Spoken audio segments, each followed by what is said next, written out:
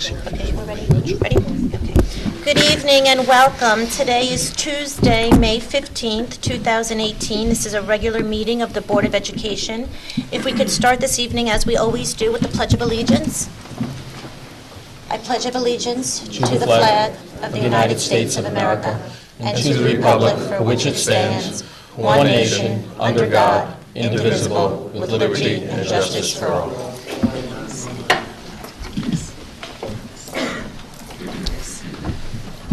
Good evening, and thank you for being here tonight, and for those watching at home.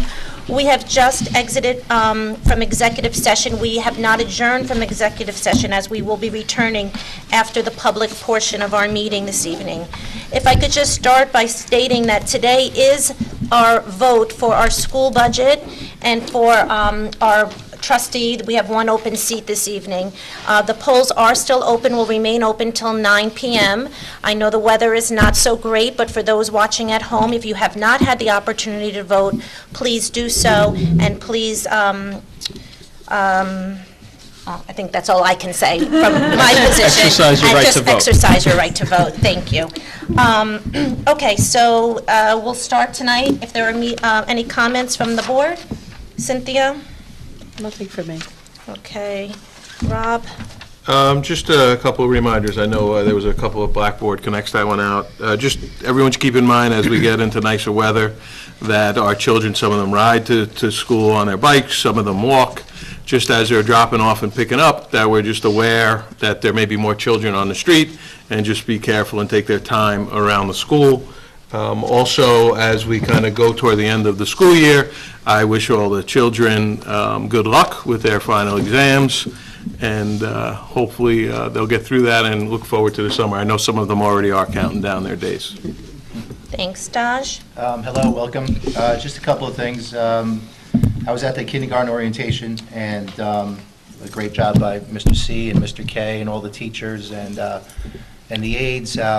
You know, my little one's going to be going to kindergarten in the fall, and he went from tears to taking into the classroom and felt very comfortable, and so that was an awesome job. Great.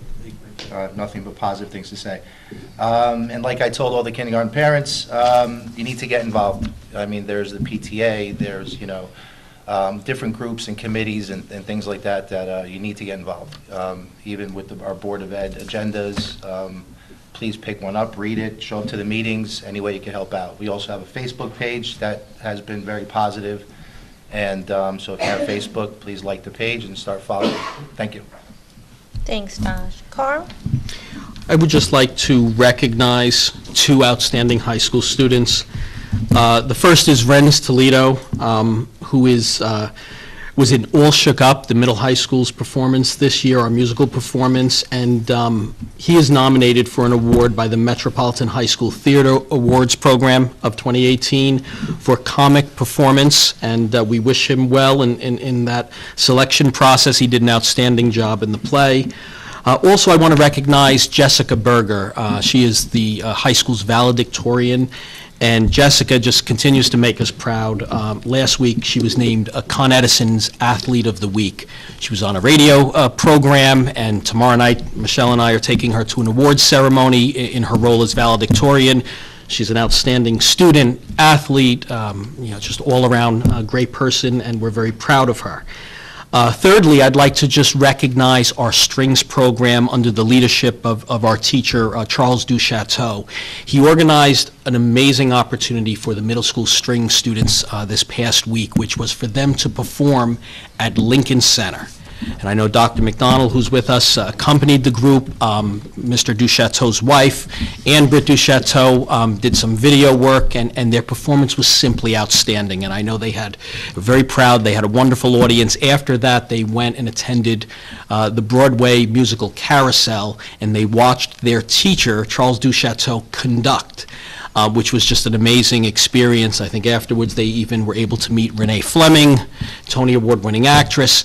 So there's just some great stuff happening, and I'm happy to share it with you. And in the presentations that you'll see this evening, I appreciate our teachers and administrators being here. They've prepared some wonderful presentations about some of the excitement happening in the schools and wonderful programs.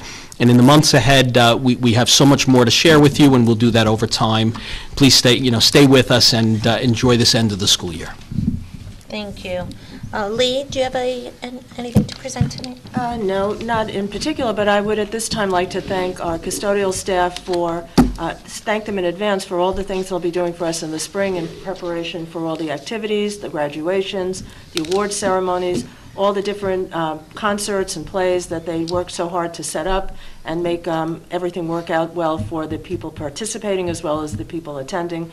So thank you to our custodial staff, and also thank you to the business office now as they gear up to do all the work that we have to do over the summer to get ready for school next year. We're thinking about that now. Thank you, Lee. Okay, we do have well, should we, how about, we'll go to the PTA, if there's comments from the PTA. Sure. Allison's here.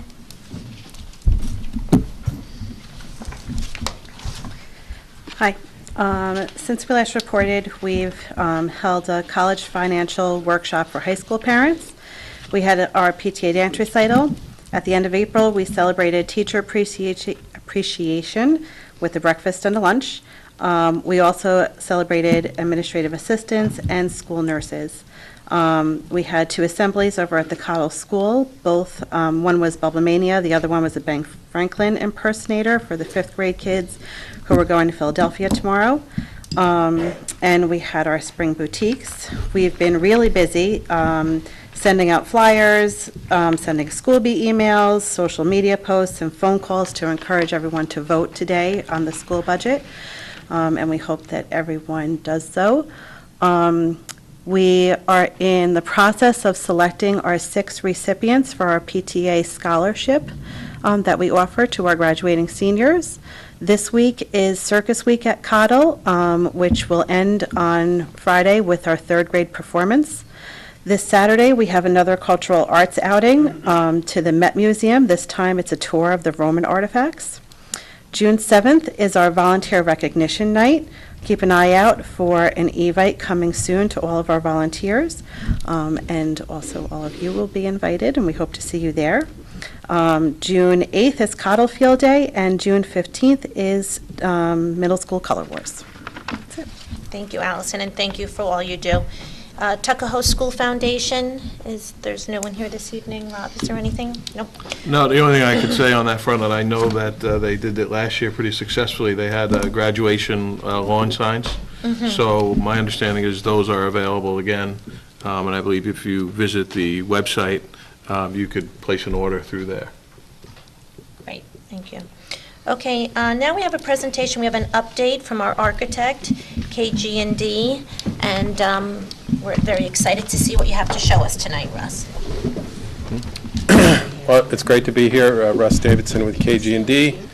I want to introduce a couple people who came with me. Robert Fendler is our project manager from KG&D, and Robert is one of probably 10 or more people who are now working on your project, so I want to be very clear that it's not just me. And we have structural engineers, Sarah Dursa in our office is project architect, Ryan Carper, an intern architect. We have structural engineers, electrical, HVAC, plumbing engineers, and we're starting to talk about like where the data outlets go and exactly what kind of charging cart you need. So we're really launching into detail. We're right now at the end of what's called the design development phase. We're exactly on schedule, and I'll cut the suspense, and we're slightly under budget, so it's really moving just fine. So some images to talk about. I should also say Dominic Calgi from Calgi Construction's here. We're going to talk about costs. We've also gone through our first round of detailed cost checks. So Dominic and David from his office did their own estimate. We did our own estimate.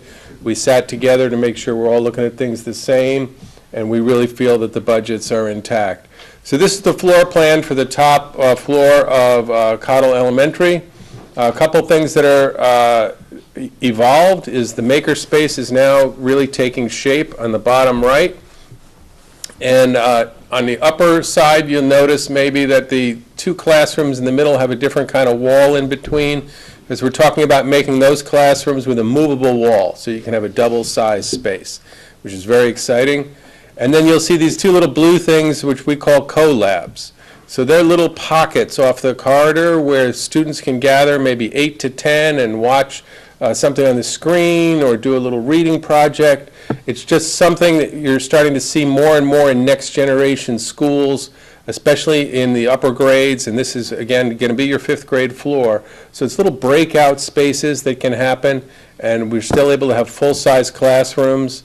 So we have 2 of the co-labs.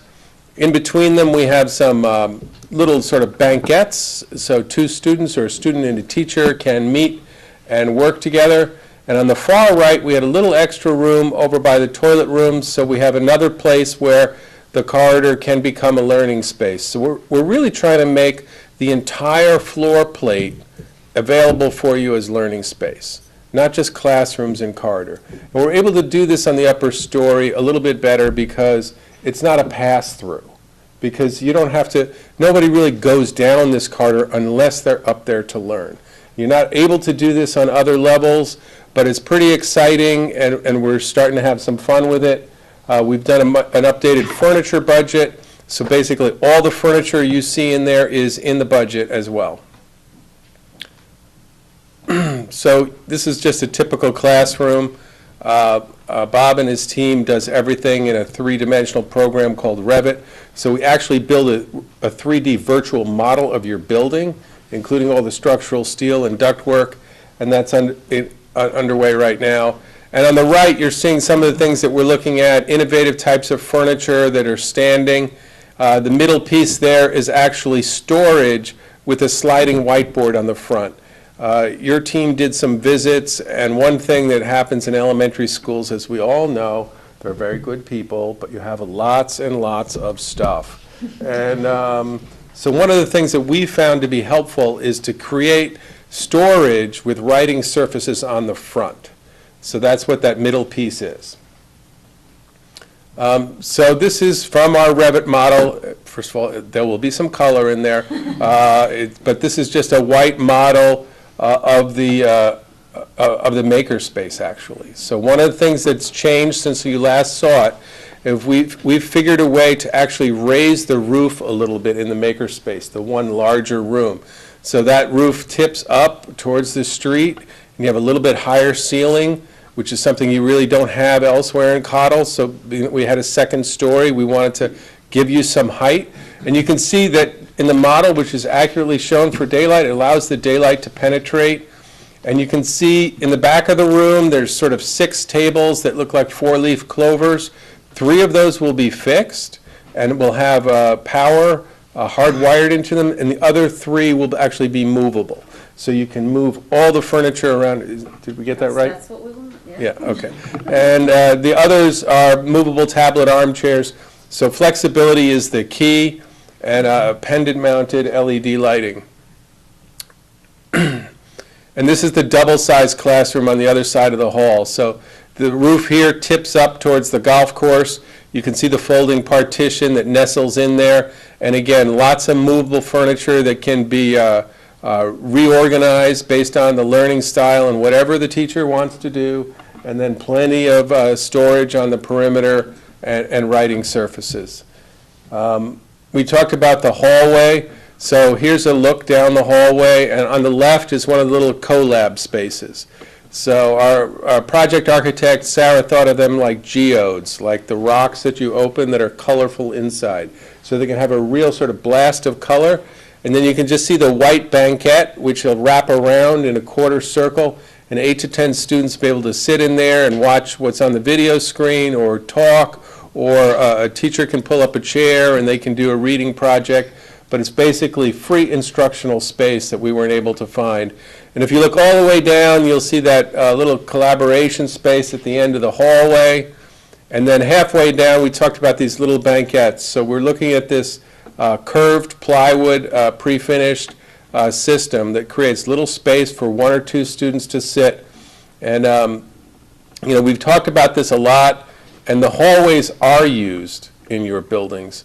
We're just trying to give you a good way to use your hallways rather than just dragging chairs out into the hallway. So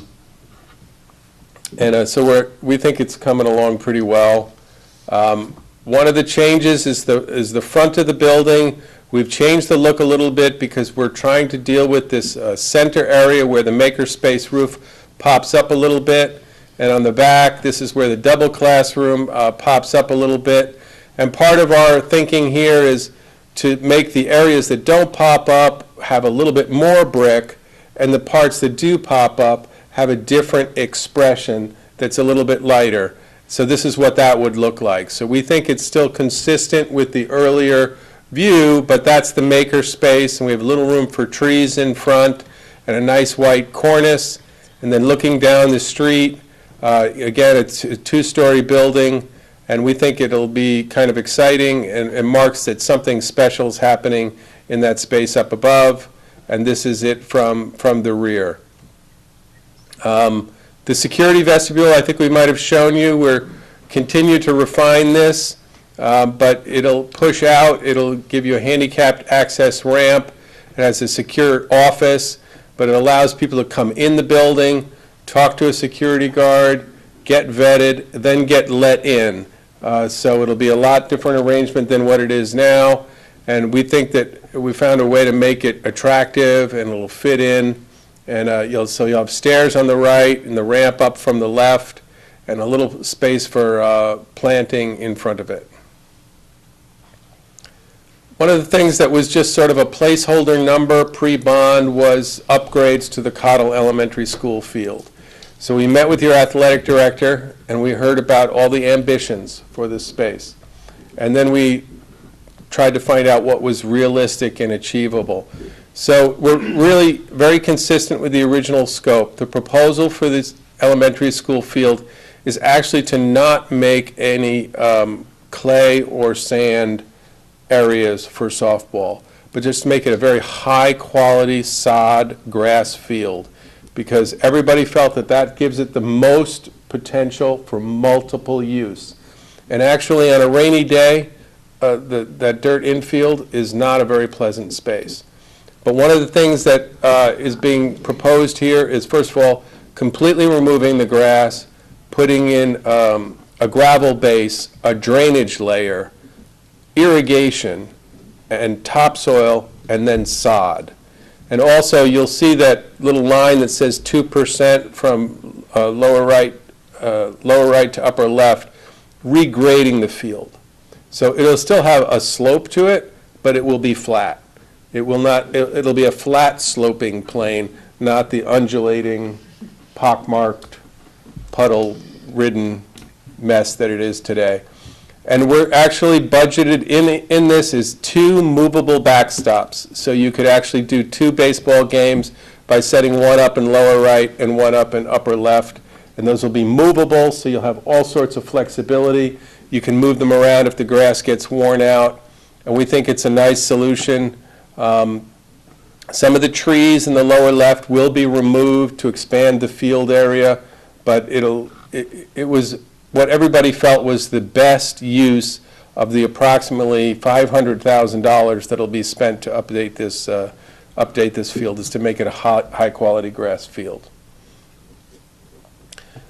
This may be a little hard to read, but this is our project summary for budget. So you'll see Cottle on the upper side. So we're going to be updating this to the board as we go along, and there's a lot of backup from our estimate. And I know Dominic Calgi's firm also has a lot of backup for their estimate.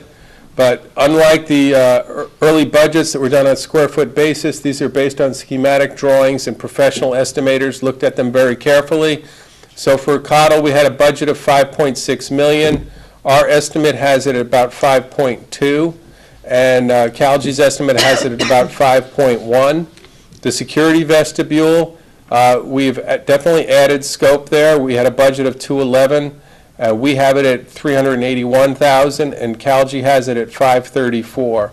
But the good news is when you go to the bottom line on the overall project, what's up pays, what's under pays for what's over, and that's very typical in a project like this of almost $10 million. And basically, our estimators have the project $272,000 under budget, which is 3.4% under. And Calgi's numbers right now are $304,000 under, or 3.8%. But before you spend any of that, I would say we're at schematic design. So early design phases, it's good to be a little under. Those tend to creep back. And I would keep in mind that still keeps a full 10% contingency in place, which is about $810,000. And that we're on target to make our June submission that we talked about. So we're pushing hard for that. And I get questioned every day, are we really doing that? And I said, yes, we're really doing that. A couple of other things that have come up is we've been in preliminary discussions with state ed about some code issues. Codes have changed significantly since Cottle was originally built, and even since this addition was built in the 90s. So one of the things that we've sort of given in on that we have to provide is we need to provide a fire-rated ceiling between the first floor and the second floor. So you're getting all new ceilings in the classrooms below, all new ceilings and lighting, and that's not an entire surprise, and that's one of the reasons that you may remember we carry what was called the design contingency when we budgeted the project, and as you can see, that's factored into our budgets, and it's affordable. So, and we've had a couple conversations with state ed on that, and we feel that's the right thing to do, and you get value for it, and fire safety as well. So we're in good shape and working hard. We've had several meetings with Carl and staff and Ellen, and we're talking about everything from where outlets go to the beginning of what furniture types are happening. And we'll keep doing that, and we're going to get you to state ed on time in June.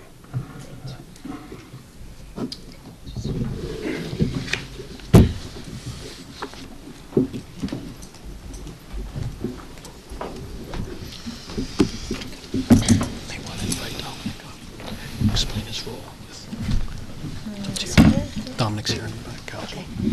Okay, any board members have any comments or questions for Russ while he's here? No. I just had one question. The picture with the vestibule, the security vestibule, and there's the side, is that the existing, like the width of the existing sidewalk? It is. It is, okay. It is. It's deeper there, but one of the things that's going to be a little different is that you actually don't walk, the sidewalk in front isn't going to be used that Okay, much anymore okay, because right. you don't get to the building that way. Right, you're either going in or out. Right? Yeah. Okay. You're walking past the building at that point. So we've actually added sidewalk where the little children are. That sidewalk is twice as deep Okay, good. as what is there now because we go all the way to the building. There's a little planting area that we're taking out. Okay. And rather than put a handicap lift in, we can put that ramp into On the the other uphill side, which I think is a better solution than anything mechanical. Okay, that was my only question. Looks great. Love what you're saying. On schedule, under budget, it's music to my ears, makes me very happy. And yes, we already have begun to start spending the money, but we'll let you know about that, you know. Okay, very exciting. Thank you. Thank you for being here tonight. And again, we are scheduled, our goal is to start construction June of 2019. So good to hear that we are still on schedule for that. And We're doing our part. State ed will be their own thing. but- okay, we will worry about that when we get there. So right now, as long as we're doing everything on our part to get it to them, then that's the best we can ask for at this point. Anybody else, anything else to add? Carl, anything to add? No. And when will we see you again, Russ, and what is the next steps now? Well, I think that we're going to be focused heads down to get to SED on June, so probably maybe later in June we'll come with an update of what it looks like after it went to state ed. There'll be a couple more meetings with administrators and the team to refine things, but at that point we'll be able to show you colors and Great. materials and, Very exciting. yeah, Thank you so lot going much. on. Great, thank you. Thank you, Russ. You're welcome. Okay, next, we do have a update on our strategic plan, and that is a presentation from Cottle. So do you want to start with that, Ellen, and we'll move once again? Yes, sure. Thank you.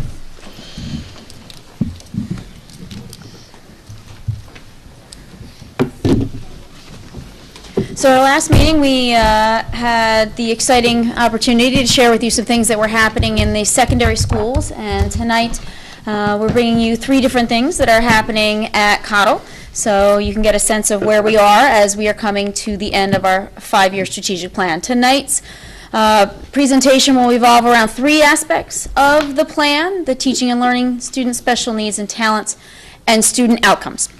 So you'll hear from 3 different groups of people on 3 different parts of what we've been working on down at Cottle. So the first piece that you're going to hear about is all the work that Mr. Cogliato has brought to Cottle this year in terms of really refining and defining the RTI process at Cottle. This is an image of the response to intervention guide for parents that the team from Cottle created. It's on our website under Pupil Personnel Services and Special Education to help parents understand how that whole process works. So I wanted to just give you a quick visual before I hand it over to Mr. Cogliato. So, you know, this is there, and this is a document of love that, as he tells me quite often, pretty much everybody had a finger on in the building. And the people here are like, yeah, we were all a part of that, to make sure that everyone's understanding on the staff side what it is we're doing to help children at different levels of support, and then for families to understand how that works as well. So with that, I'm going to hand it over to the Principal Cogliato.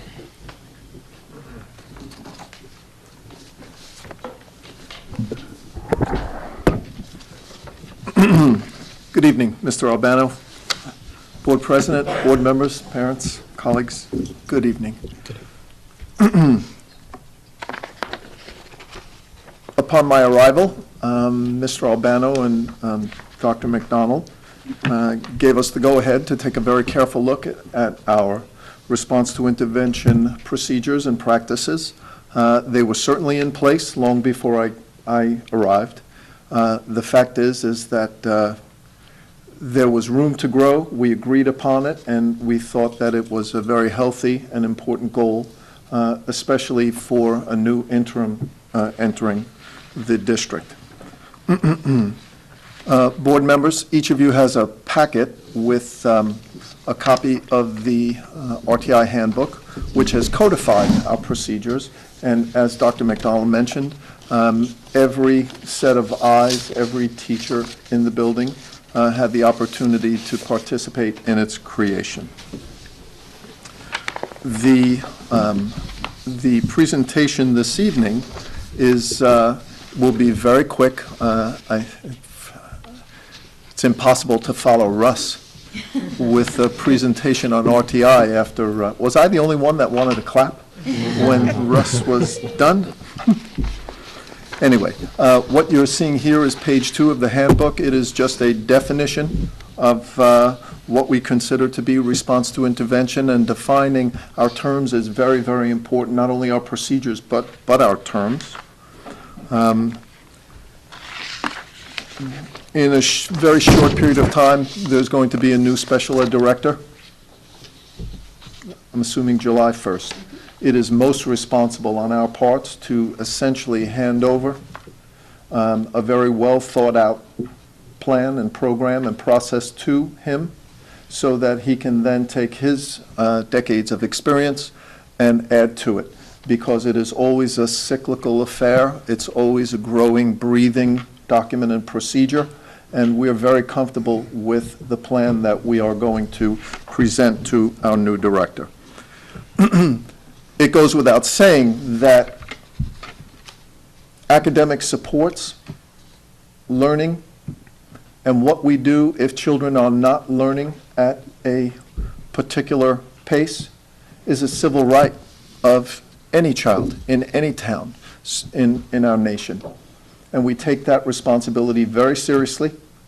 Of course, at times there are situations that occur that make us rethink how we have handled situations, but in all, I believe that my colleagues have done a most responsible job in trying to identify every youngster who needed additional supports and determine how to get them that extra help or supplemental support services. It's a complex process. It requires the expertise of an entire faculty. It involves these the participation and support of our central office, certainly our superintendent, and it takes teamwork. Because at the end of the day, it's that teamwork, when you peel everything else away, it's that teamwork that is the difference between a good school and a great school.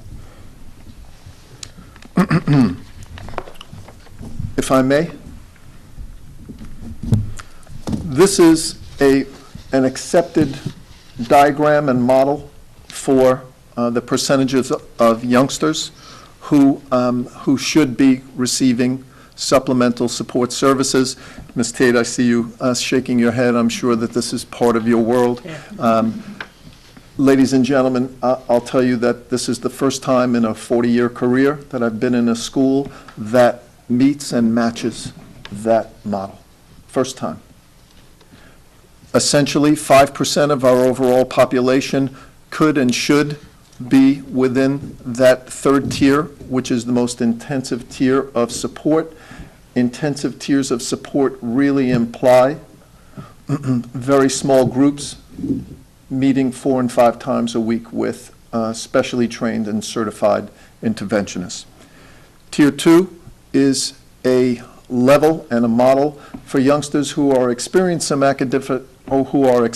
some academic difficulties in the classroom, and by virtue of an instructional support team model and process and screening and parental support, we then move to give those students 1 to 2 to 3 days of academic supports during the week. And then, of course, we reassess to determine if indeed they still require. Now, again, that's a question of teamwork, because between the classroom teacher and the interventionist, that's how youngsters tend to exit our program and Tier 2. And Tier 3, which you can see is the largest part of this model or diagram, really represents about 80%. So the accepted model is 80% of our children at Cottle Elementary School are receiving their first tier of intervention in the classroom from expert and certified teachers.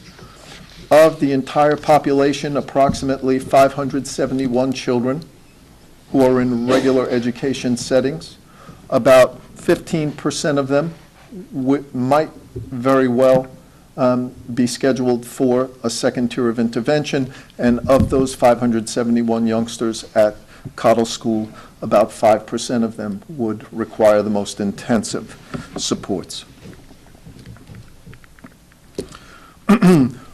Now, ladies and gentlemen, Mr. Albano, these are just reading data. It is not math data.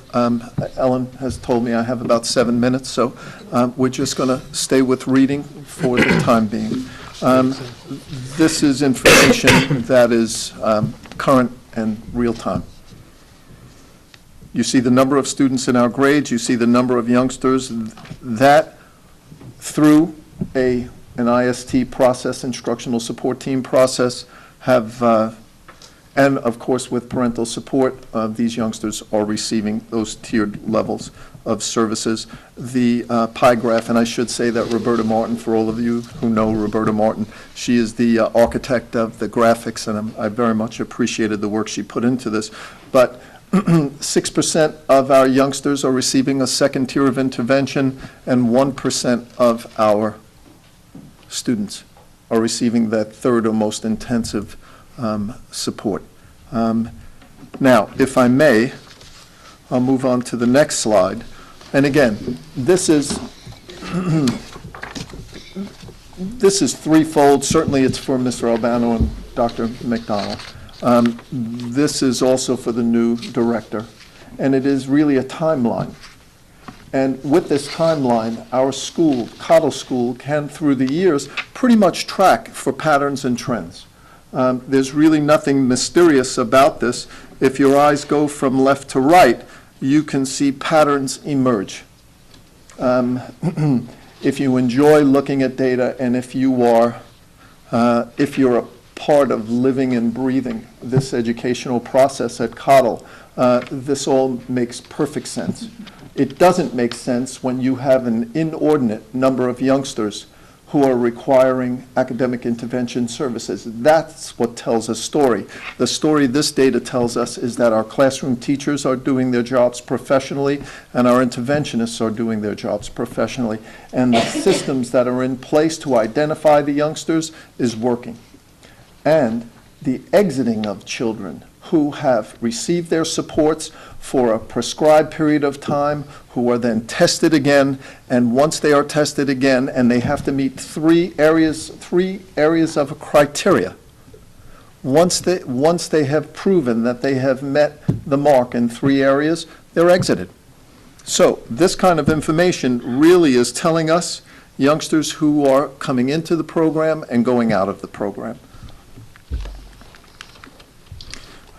Only because charts are appropriate and also tell a story. We have charted the data for Tier 2, for Tier 3. Now, the first set of data was for K2, and it's interesting because one would think that we would simply chart for K5, but that's not really accurate because you have to understand that, and I'm sure you do, that the younger children are K2 is a little bit of a different model. It's a different cohort. By the time the youngsters are in grades 3 through 5, they're already reading. They're not learning to read. They have already mastered, most of them, they've mastered the ability to read and, of course, to comprehend. So this is a Tier 3 set of graphics, and this will change each and every year. My assumption is that next year at this time, with a new principal, new special ed director, and a team that is battle-ready, their charts should pretty much match up or tell a story or be able to determine patterns and trends from one year to the next. Okay, this is grades 3-5 reading.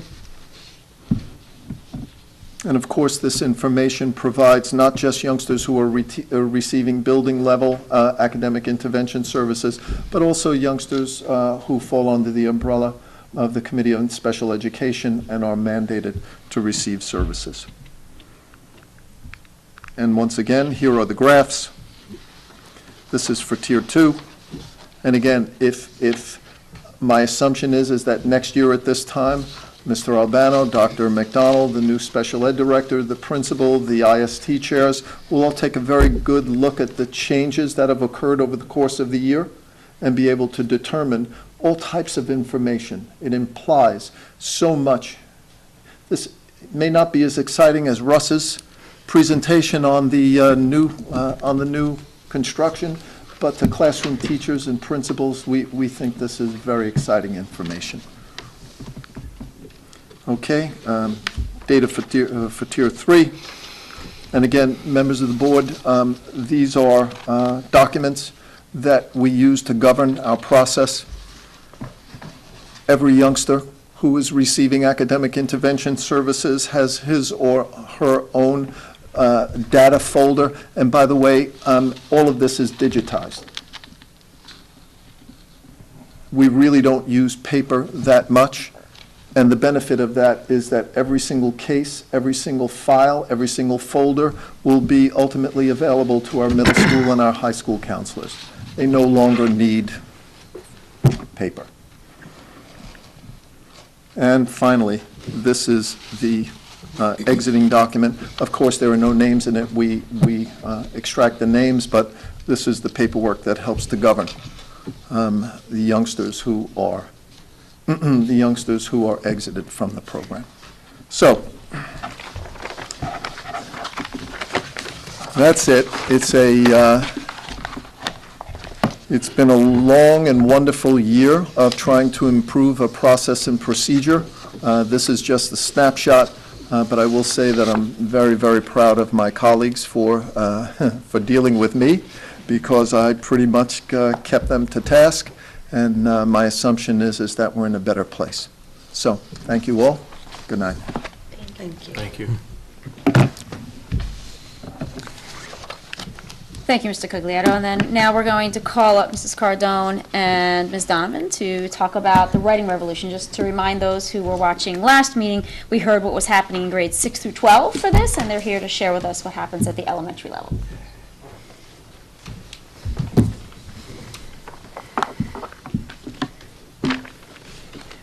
Good evening. We are excited to share with you some of the many successes Cottle School has had using the Writing Revolution.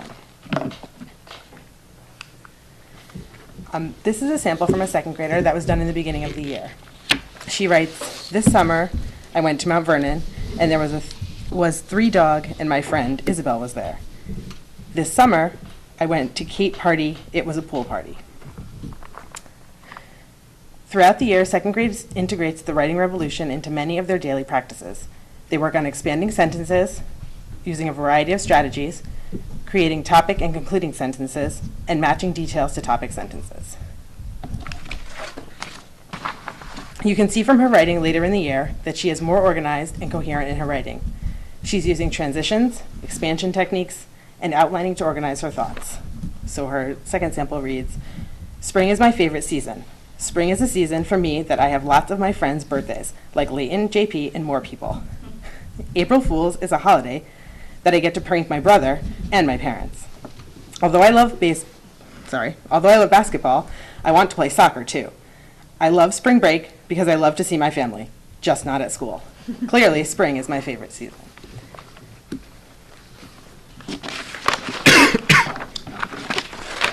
One of the other major focuses of this year was integrating the Writing Revolution into different content areas, or as we like to call it, revolutionizing our content.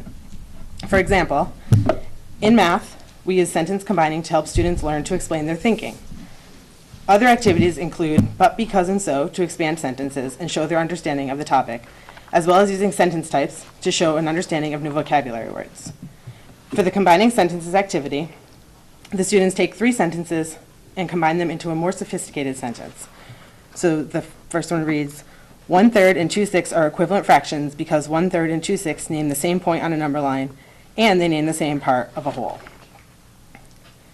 This gives the students the language they need to explain their thinking while demonstrating their knowledge of content at the same time. In science, assessments have been enhanced using the Writing Revolution strategies. This is a typical science quiz before the Writing Revolution. The student gives a brief answer with little elaboration. Wild crab apples are small and they are sour.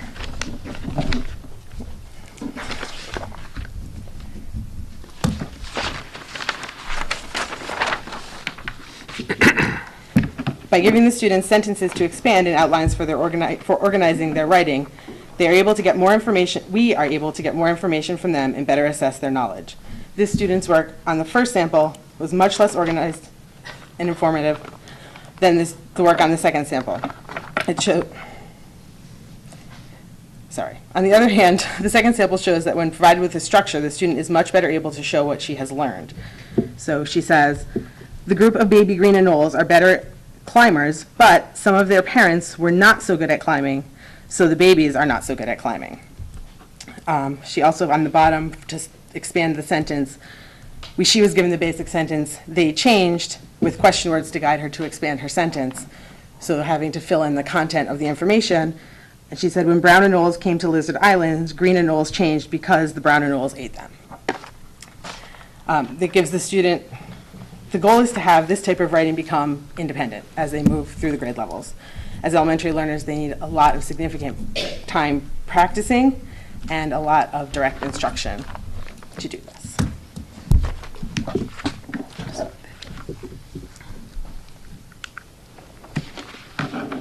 Similar to science, writing is also embedded in social studies content. So as you can see on the left, we have social studies content using cause and effect transitions and change of direction. Students showed their understanding of the content while writing complex sentences.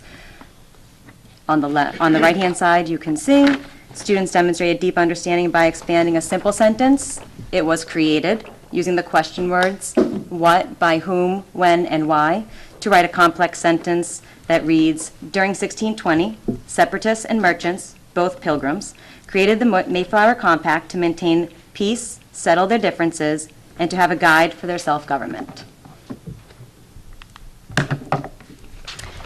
Similar to science, we revolutionized our social studies tests as well. On the left-hand side, you'll see what was the Treaty of Paris, and a student would have written, the Treaty of Paris, a treaty between the colonies and England, was signed on September 3rd, 1783, in order to officially end the American Revolution. The same student was given the topic of Treaty of Paris and given question words and wrote 2 sentences that, as you can see, requires a lot more thought and background knowledge to be able to complete. And again, this was on an assessment, so he had nothing to look at. On September 3rd, 1783, in Paris, France, John Adams, John Jay, and Benjamin Franklin signed the Treaty of Paris. The Treaty of Paris states that the 13 colonies are free from British rule. Land from Canada south to Florida belongs to America. Land east of the Mississippi River to the Atlantic Ocean belongs to the U.S., and America is permitted to fish off the coast of Newfoundland, Canada.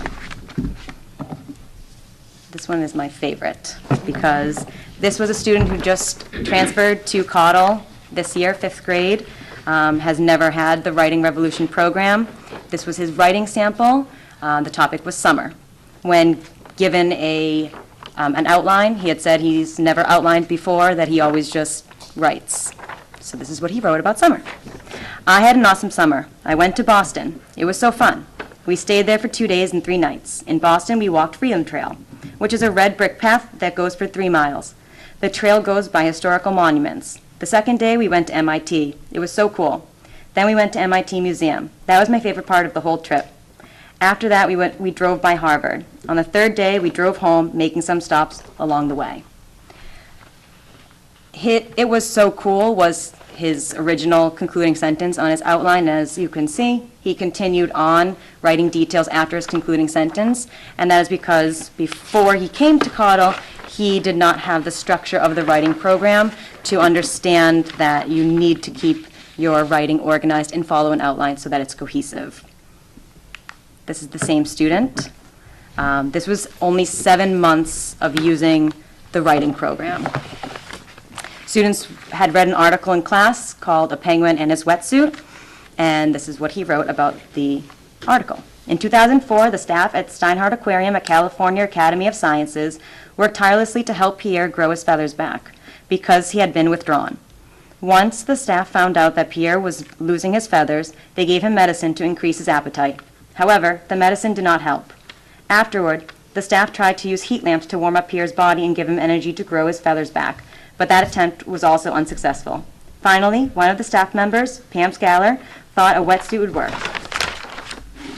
to keep him warm and to make him accepted back into the colony.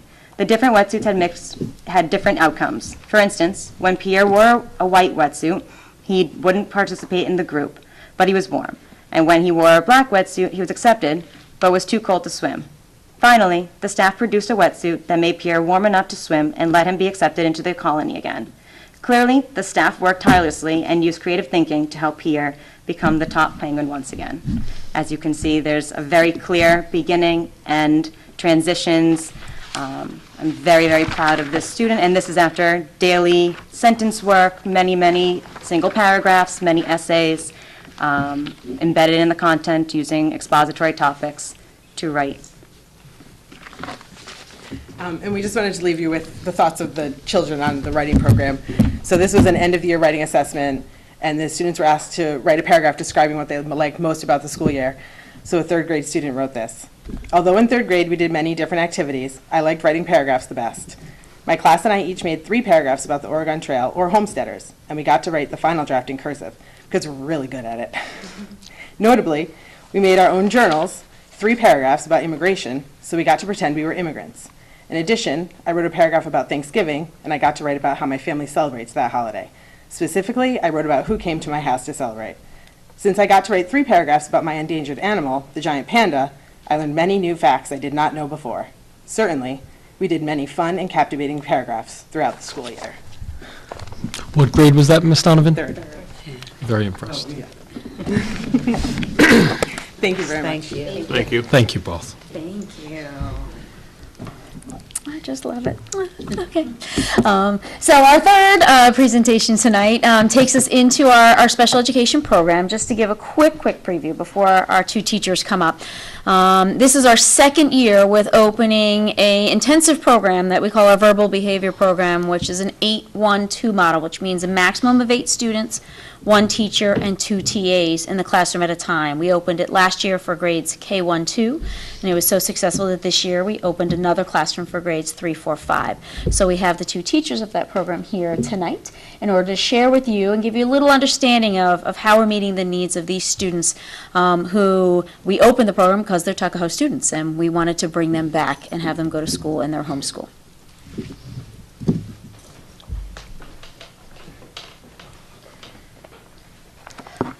Hi, everybody. My name is Jenna, and this is... Sorry, I'm Lisa. Lisa, and we're the verbal behavior, applied behavior analysis teachers at Cottle.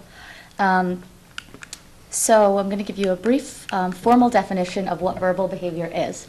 So verbal behavior is a method of teaching language that focuses on the idea that the meaning of a word is found in their functions, and it teaches communication using the principles of applied behavior analysis. So informally, what that means is that the difference between an applied behavior analysis classroom that focuses on verbal behavior versus strictly applied behavior analysis classroom is that we teach our students that words have different functions and there are different things that you can do with a word. So for example, if you took the word cookie, there are many different things you can do with the word cookie. You can label it when you see it. You can speak about it if you ask me what I had for a snack today. You can receptively identify a cookie, and you can also ask for one when you're hungry. But what typically happens with our learners with autism is that there's a failure to generalize that skill across all of those different operands. So just because a student can label a cookie when they see one doesn't mean that they can ask for one if they want one. So we have to teach them that concept of a cookie, and that's only, again, one small word, and just break it down into every meaning of it. And then applied behavior analysis, the formal definition, is systematically applying interventions based upon the principles of learning theory to improve socially significant behaviors to a meaningful degree and to demonstrate that the interventions employed are responsible for the improvement in behavior. So again, informally, what that means is that applied behavior analysis is a science that seeks to understand why people behave the way they do and why people do what they do. So through ABA, we can manipulate our environment by changing antecedents, responses, and consequences to set our learners up for success, and then teaching them what they've learned in our classroom to generalize into the real world. We teach our students socially significant behaviors, how to become more independent and improve the quality of their life. And then in addition to the extensive data that we take, we can also prove that the interventions employed are the reasons for the behavior changes by turning them on and off, so to speak.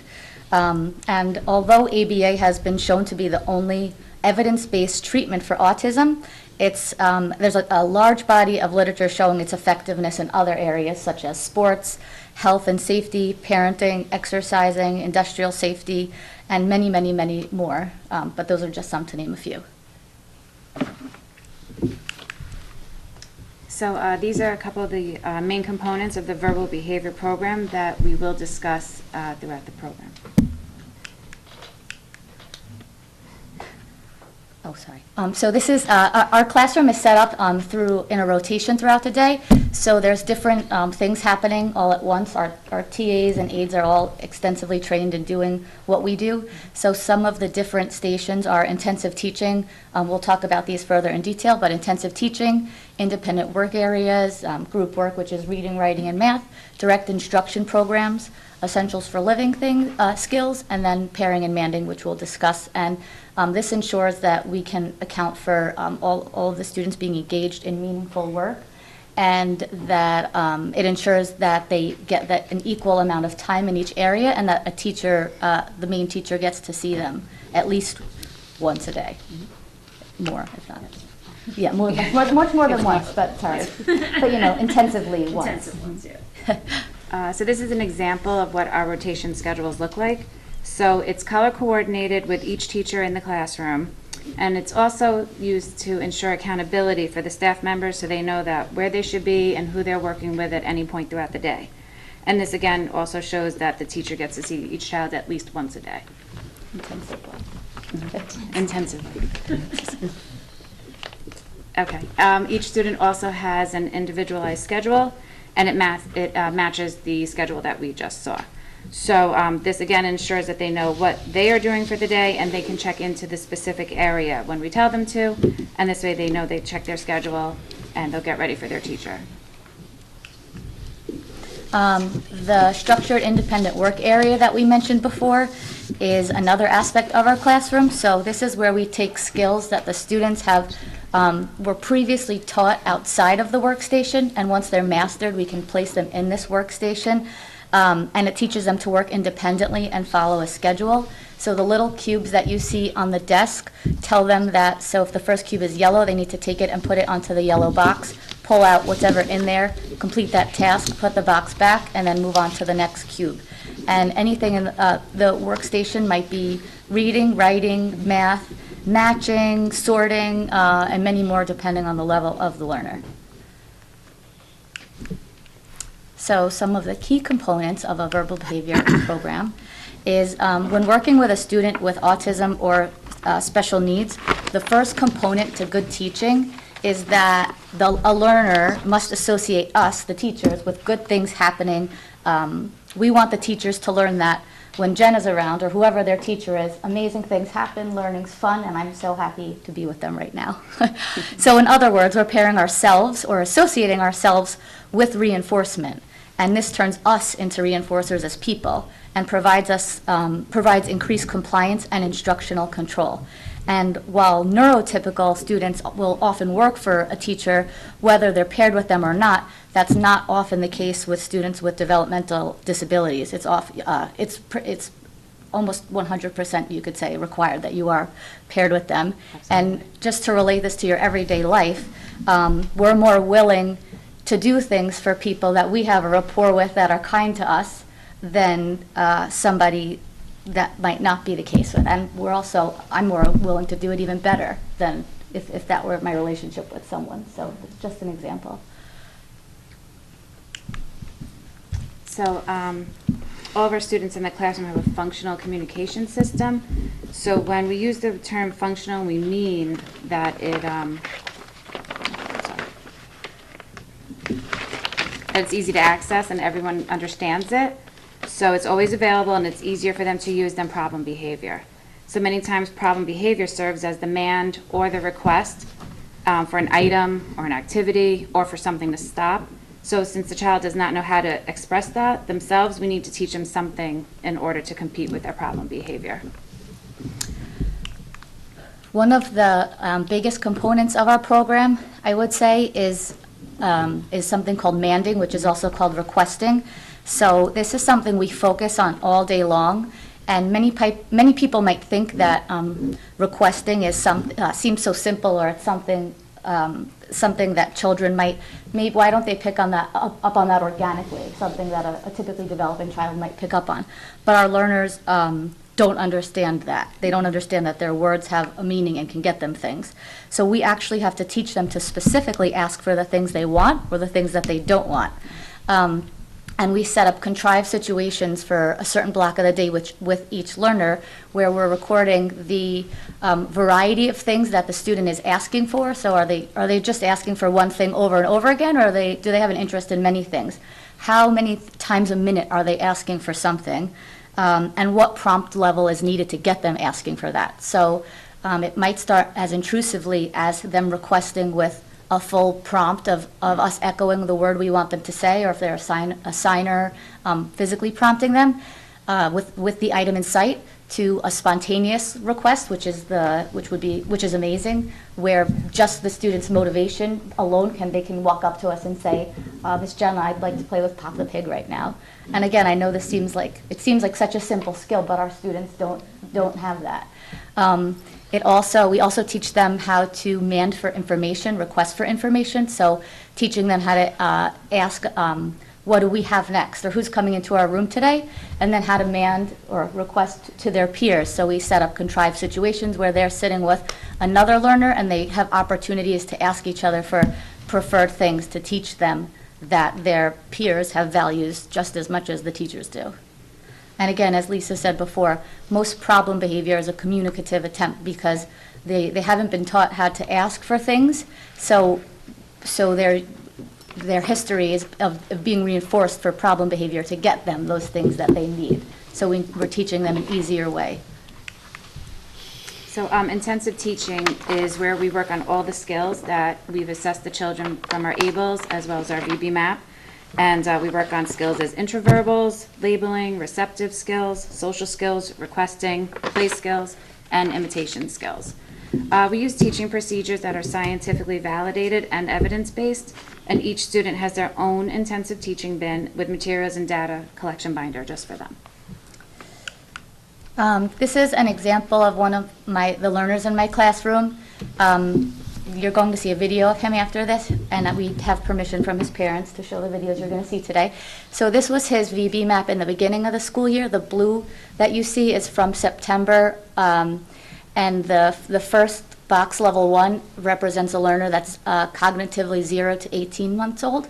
And then the orange are the skills that he's developed so far when we assessed him a month ago, or in the beginning of this month. So the first 11 seconds of this video, you're going to see the beginning of this.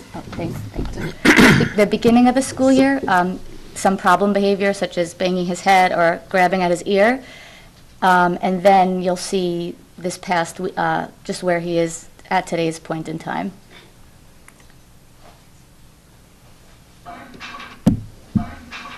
Match. Match.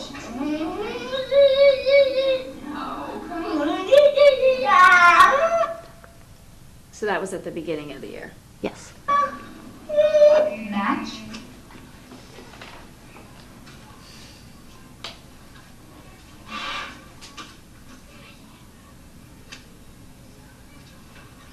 Good job, Kate. Do this.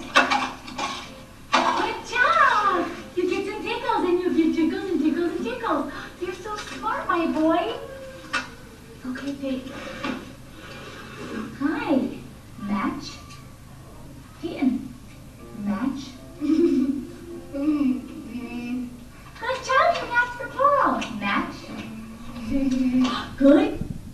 So in the first 11 seconds, he couldn't match an identical object to an identical object, but in this video, he's sorting identical pictures and matching objects to non-identical pictures.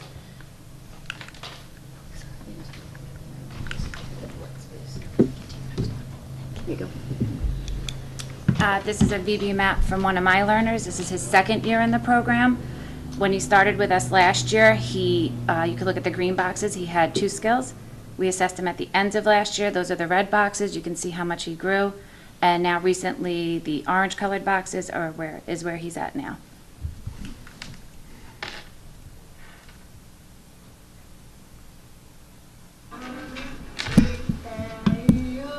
What is it? What is it? It is a fork. Good job. What is it? Crackers. They're so yummy. Clap your hands. Do this. Good. Jump. Nice job, Milton. What is it? It is juice. You're so thirsty. What's this? It's a book.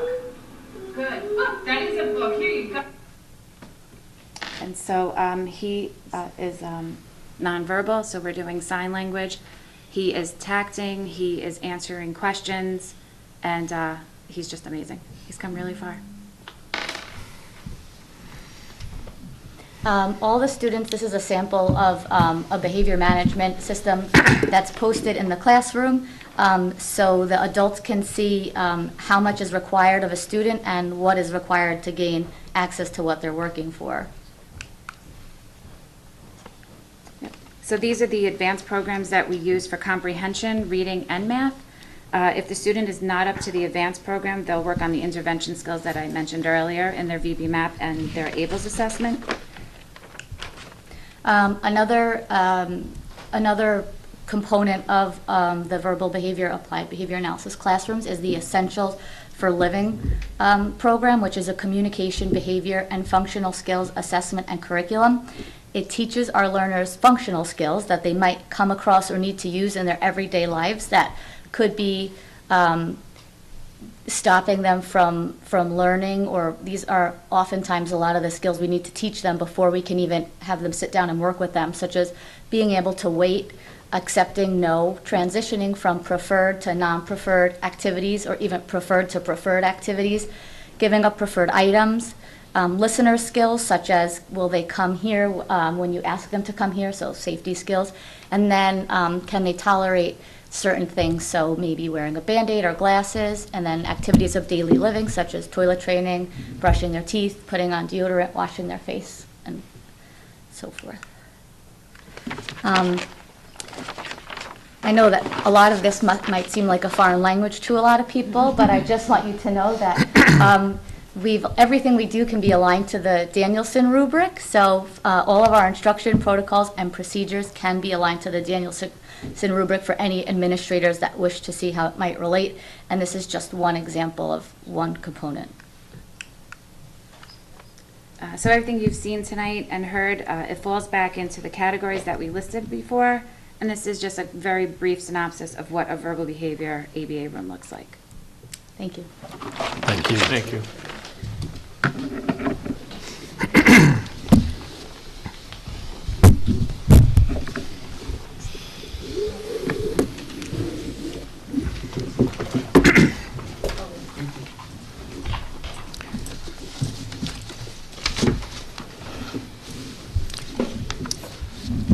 So, if I may, first, I am just so incredibly moved by each and every one of you and each and every presentation. And in thinking of the common thread throughout all three presentations, for me, it is to see how far this district has come as far as being data-driven with instruction, with decision-makings, and although three very different programs within the Cottle Elementary School, each and every one is just so thoughtfully based in research and data.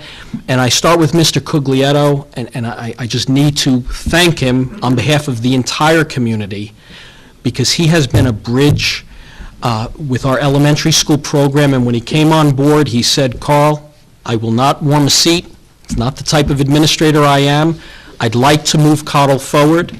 And I need to tell you, here we are in May, and since the moment he arrived, he has moved our district forward. And we are indebted to him, and I appreciate the way he will transition the Cottle School to our new principal, John Marash. Lou, we were doing an awful lot with RTI, I would agree with you, but I think your major contribution here is formalizing the process and then communicating it to everyone. It is there for people to refer to, and as you said earlier, posted on the website, and how data-driven and how thoughtful it is, and what really impressed me was to see the higher numbers of intervention services at the earlier grades. And of course, all the research supports early intervention, and that was obvious, even if for non-teachers who could not really interpret that data, for me that stood out, and that's exactly how it ought to be. I move on to Ms. Donovan and Ms. Cardone. Thank you for embracing the writing revolution. You are two teacher leaders.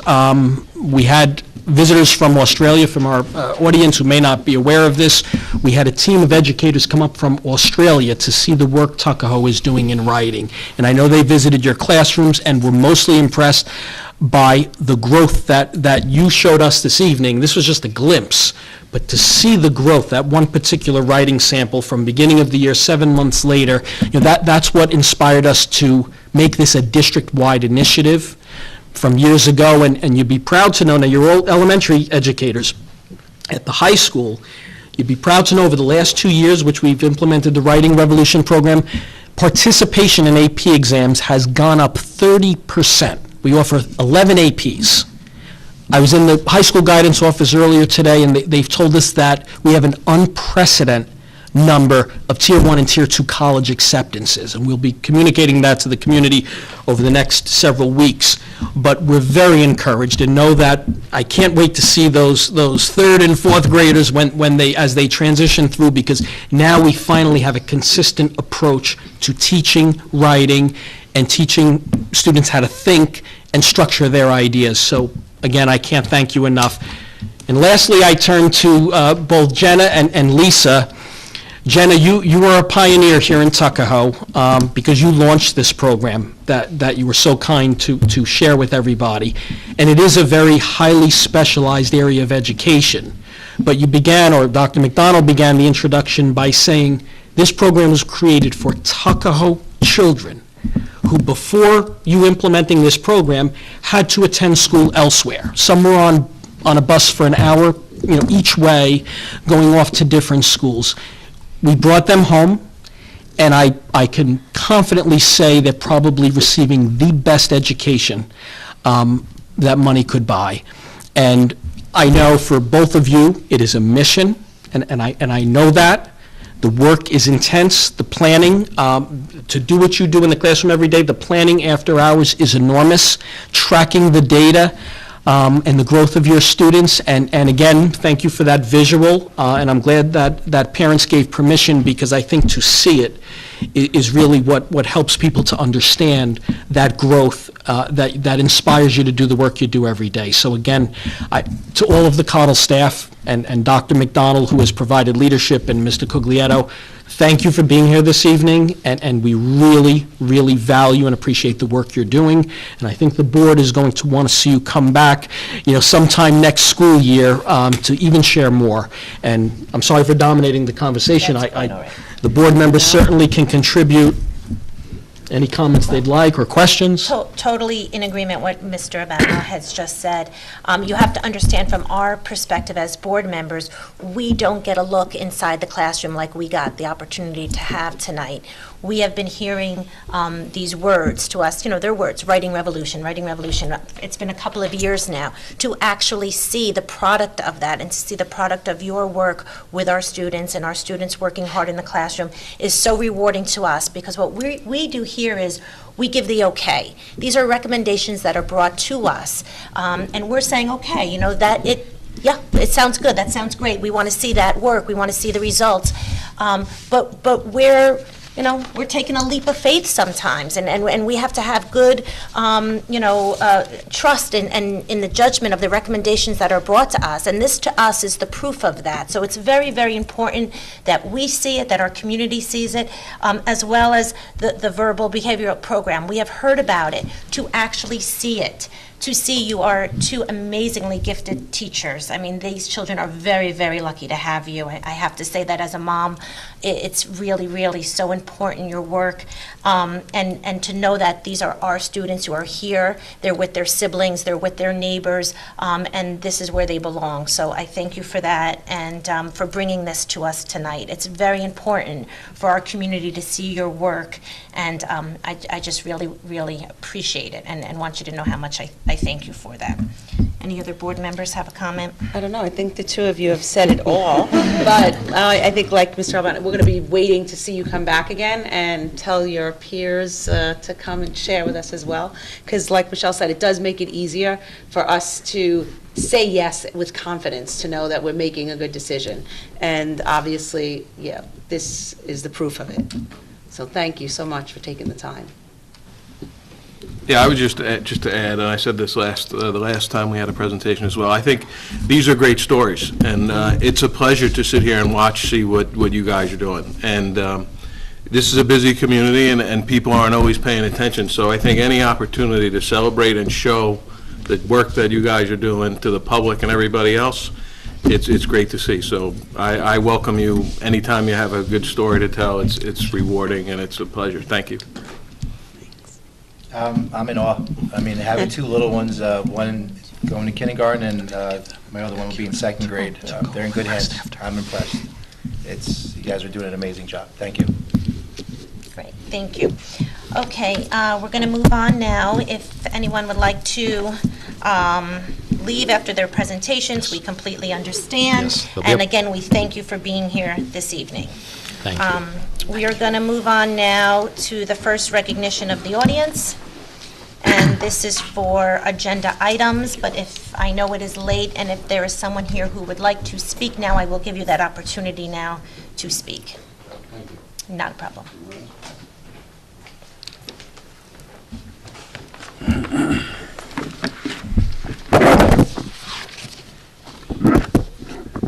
My name is Louis Pfaff. My family and I have been residing in the district for about 5 years, and we have 2 children who attend the Tuckahoe schools. I want to begin by stating clearly that my words tonight are my own. They reflect my views and with the full support of my family who are here in part. So this is the first time these words will be shared with anyone. Nobody assisted with its preparation. I'd like to commence by thanking you for the opportunity to speak. I appreciate it, and am sorry to cause the loss of a single moment of time by the board, who I recognize has ongoing important works and responsibilities. It is, however, a cause of such great importance that has compelled action this evening, more specifically the violation of our constitutionally protected rights that many fittingly hold so dear, the rights granting the freedom of religion and speech. Further claims to be substantiated tonight include that Principal Mark Barnett has been caught submitting false reports relating to the investigation thereof, that Superintendent Carl Albano is responsible for repeated and encumbering delays, Okay. and that Excuse me. jointly they have failed to take previously agreed actions to cure. Okay, I'm sorry. I'm going to just have to stop you for a moment. Yes. We do want to give you the opportunity to speak, but I have to tell you, though, that you cannot speak, it is really against our public policy to have you speak specifically about personnel in our school or any specific situation with a student, even if it is your own. So I just have to ask you that if you'd like to address the board, if there is something that you want us to hear without making statements that are specific to specific personnel or students, I have to ask you that. Or in writing, of course. According to your protocol Okay, you can't speak from your seat, you can speak from the podium. According to, my name's Jenny Pfaff, his wife.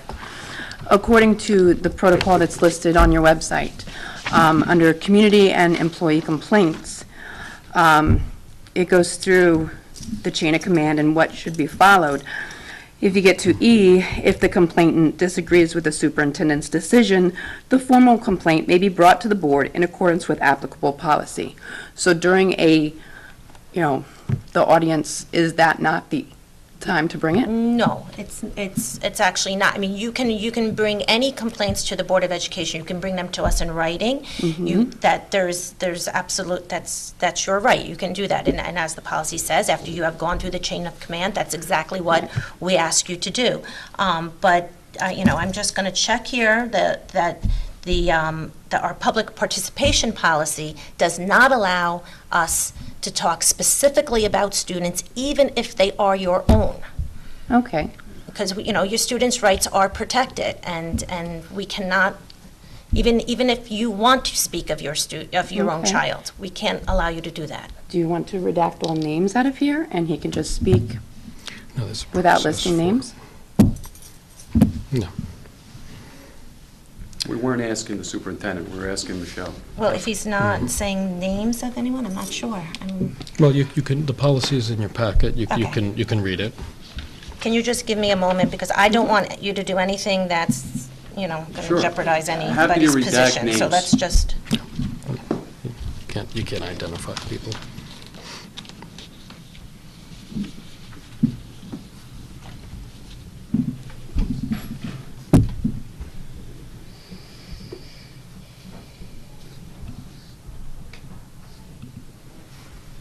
okay, so it clearly says the board will not permit in public session discussion involving individual district personnel or students. Okay, so that is specifically right out of our policy, so I just want you to understand that. Okay, so if you're not going to do that, and there's something that you'd like to address to the board, I would like you, you have the right to do that. Well, I've got a 12-minute presentation where I've worked an awful long time on, I don't want to redact it, I don't want to chop it up. If I'm not permitted to speak tonight and share this with the board, I'm sorry, I didn't say you weren't permitted to speak, but we do have a policy, so I just want you to be no, clear what I policy- understand. Okay. I understand the policy is that I am not permitted to specifically mention anyone's names or call them out. That's fine. I'm very confident that the board will hear this in its entirety, maybe not here tonight, and all the citizens will of Tuckahoe. I had hoped to take this opportunity as you know, you guys have opened the floor up for the public to speak about grievances we have, and you know, I'm absolutely amazed that. Well, would you like to a ci- submit what you have in writing to the board, and the board can review it? I mean, you have the right to do that. If you'd like us to read it, we can read it, and What that- time is it? I don't know. 9 o'clock. Okay. It has just been emailed to the entire board, Okay. which was sent to go out at 9 o'clock. So you'll have this in its entirety. Okay. I will be reading this. Okay. Well, and, give us the opportunity to take a look at it, and we will get back, I will get back to you with a response from the board, okay? Okay. Without, Well, thank you. you're welcome. Okay. Okay. Let's move on to the consent agenda. I'm sorry, is there anyone else who wanted to speak this evening? I'd like to just say, make a comment on Duh. Mr. Albano's. You have to come to the podium, ma'am. My legs are sleepy sitting so long. Yeah, she's going to talk about personnel.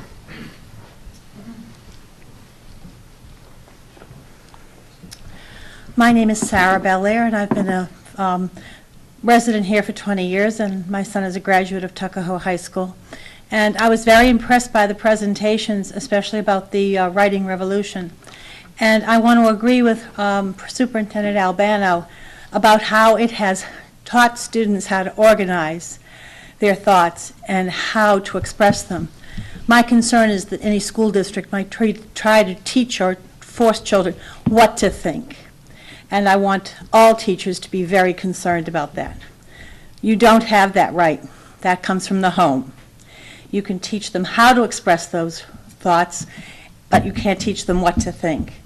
And the expression, open, free expression of their own thoughts is extremely important and has to be protected. Thank you. Thank you, Ms. Bell. Okay, let's move on to the consent agenda. Okay, motion to approve the consent agenda, items 2 through 16. Is there a motion? Daj, second. Cynthia, all in favor?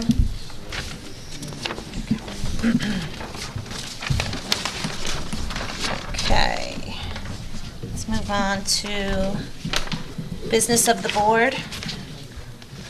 Number 1, approve a merger. Resolve to approve an agreement which sets forth the terms and conditions between the district and the Bronxville School District for merging modified and varsity ice hockey for the 2018-19 school year. Is there a motion?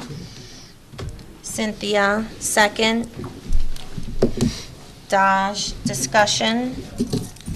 I just wanted to add, because this agreement is between Tuckahoe and Bronxville, but the team is also Eastchester and Edgemont, I believe. And That is each of correct. those school districts have a separate agreement with Bronxville. So this is our agreement with Bronxville, but the team is larger than just Bronxville and Tuckahoe. And we thank the school districts for coming together to give our students this opportunity. All in favor? Number 2, approve a merger. Resolve to approve an agreement which sets forth the terms and conditions between the district and the Bronxville School District for merging JV and varsity girls swimming for the 2018-19 school year. Is there a motion? Rob, second. Daj, discussion. All in favor? Number 3, approve a merger. Resolve that the board hereby approves the May 15th, 2018 agreement which sets forth the terms and conditions between the district and the Bronxville School District for merging the girls' softball team for the purpose of allowing Bronxville students to participate in the Tuckahoe girls softball program for the 2018-19 school year in the interscholastic athletic program. Is there a motion? Cynthia, second. Rob, discussion? Just a comment, I'd like to just thank, I applaud Austin and Karen Peterson, the AD of Bronxville, to collaborate and work together to provide an opportunity for our student athletes to participate in athletics. So thank you to them. I know it's not easy, but it's nice to see that our communities and our districts can work together. Agreed. Thank you, Rob. All in favor? Number 4, approve Westchester Putnam School Board Association budget and officers and board of directors. Resolved to approve the 2018-19 WPSBA slate of officers, board of directors, and 2018-19 budget, and authorize the board president to sign the WPSBA annual meeting ballot as attached to the agenda and official minutes of this meeting. Is there a motion? Dodge, second. Rob, discussion? All in favor? 5, approve an agreement amendment. Whereas the Tuckahoe Union Free School District and Kayer, Garman, and Davidson Architects, P.C., entered into an architect agreement for pre-bonding planning dated March 31st, 2016, which was amended by the First Amendment standard form of agreement between owner and architect, signed by the school district on May 8th, 2017, and by the Second Amendment of standard form of agreement between owner and architect, signed by the school district on March 28th, 2018. And whereas the school district's voters approved the bond referendum for Cottle Elementary School and the Tuckahoe High School Middle School project on April 10th, 2018. And whereas the school district and KG&D Architects PC seek to amend their agreement to include completion of the schematic design for the Tuckahoe High School Middle School component of the project, as well as design development phase services, construction documents, phase services, bidding on negotiation, phase services, and construction phase services for the approved bond referendum project for Cottle Elementary School and the Tuckahoe High School Middle School. Now therefore be it resolved, the Board of Education of the Tuckahoe Union Free School District approves and ratifies the Third Amendment of the standard form of agreement between owner and architect, which amends the school district's agreement with KG&D Architects PC dated March 31st, 2016, as amended by the First and Second Amendments to provide, 1, completion of the schematic design for the Tuckahoe High School Middle School component of the project for a sum not to exceed $7,248, and 2, design development phase services, construction documents phase services, bidding or negotiation phase services, and construction phase services for the approved bond referendum project for the Cottle Elementary School and the Tuckahoe High School Middle School for a sum not to exceed $541,428. And be it further resolved that the Board of Education of the Tuckahoe Union Free School District authorize and empowers the President of the Board of Education to execute the above-described Third Amendment of standard form of agreement between owner and architect on behalf of the school district, and authorizes and empowers the President of the Board of Education and the Superintendent of Schools to take all other actions necessary to implement the purposes of this resolution. Is there a motion? Dodge, second. Is there Cynthia, discussion? I think there may be more to the, No, that's good. no? Approved. That's another one. There's another one. What's that? I think you read the entire thing. It's a different one. Yeah. Oh, so Good discussion? Yes, I guess, so this is just for clarity, because I know this is the Third Amendment, and there was an initial agreement, so the additional $7,248, is that an additional cost from the initial estimate? So this is just an increase for that particular phase? And then the $541,000, is that a revised price for the services that were outlined in the initial amendment? No, these are not revised prices. What we're doing is specifying the components of the project and approving what they quoted to us in their original proposal going forward. So we've only approved them to do each piece at a time. We did the pre-bond planning, then we did the schematic design just for the Cottle project, and that was the second amendment. And now for the third amendment, we're approving the remainder of the work that they have proposed to do, which is schematic design for the middle school, high school, which they haven't done yet, as well as the final pieces that go for both school projects. And the total number, the $541,428, is ties into their initial fee that they quoted us way back when Jim Reese was here. So we were just adjusting for all the amounts that have to be paid going forward based on a percentage of each piece of the project. And we expect that this should be the number, or there could possibly be additional amendments as we move forward, or? If something changed, but based on their initial quote and the fact that we're doing the project as they proposed way back in the beginning, this should be the entire fee for the project. And this is part of the bond, correct? So That's this correct. expense This is part of paid for out that? of the bond. That's correct. Right. Okay. So what Rob's saying is the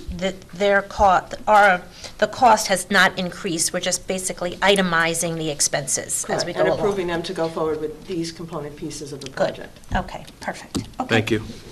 All in favor? Okay, number 6, approve an agreement. Resolve to approve an agreement with the Westchester Creative Arts Therapy Services, LLC, for the period of July 2nd, 2018 through August 10th, 2018, at a rate of $120 an hour for music and art therapy services not to exceed $2,880. Is there a motion? Rob, second. Daj, discussion?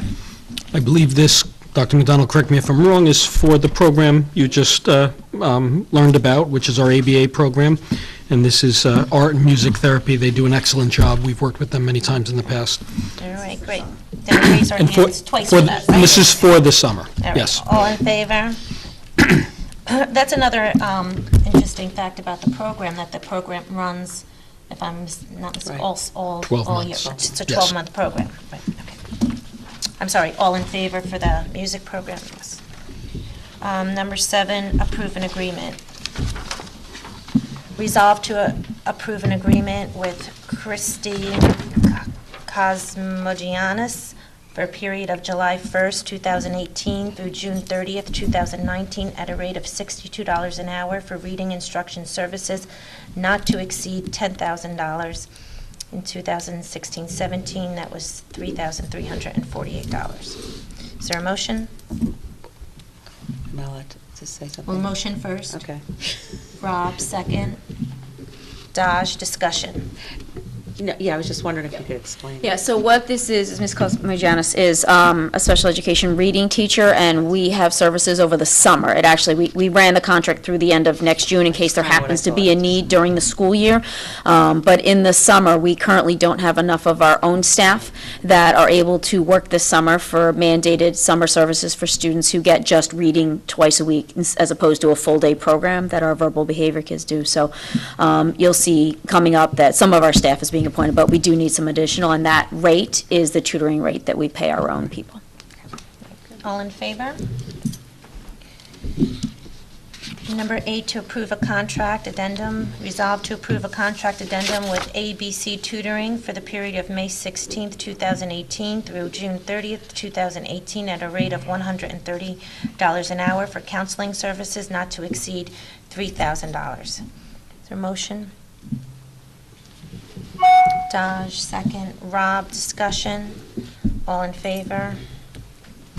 Number 9, approve purchasing school supplies from school specialty.